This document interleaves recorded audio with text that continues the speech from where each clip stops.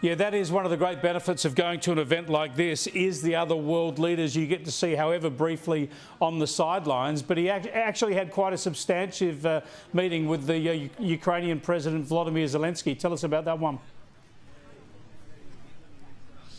He did indeed, Chris. They met yesterday following the inauguration, and they had quite a good discussion. And the Prime Minister did say to Zelensky that tanks are now on the way to help the war-torn country in their fight that's continuing against Russia.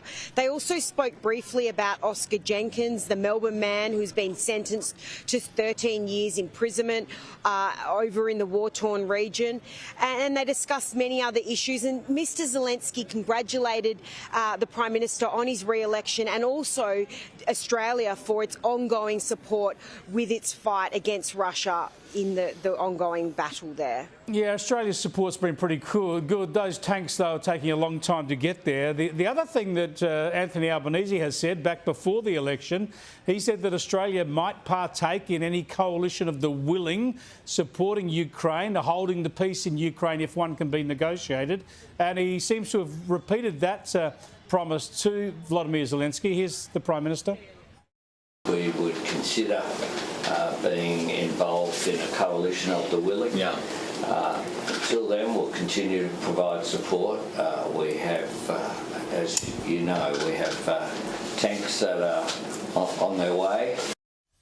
Yeah, there's no detail on that. Of course, there's got to be a peace first, Sophie, but I imagine we might see that one scaled back a bit. Rather than troops or boots on the ground, we might see military planners or medical teams or some such, if it ever gets to that. Well, time will tell, Chris. There's more than 30 countries a part of the coalition of the willing. Zelensky did tweet after they had their meeting and mentioned that this was one of the key things that they did discuss. It seems like it was quite, a positive meeting between the pair, and definitely a very important one for the Prime Minister to be able to, have this time with the Ukrainian president.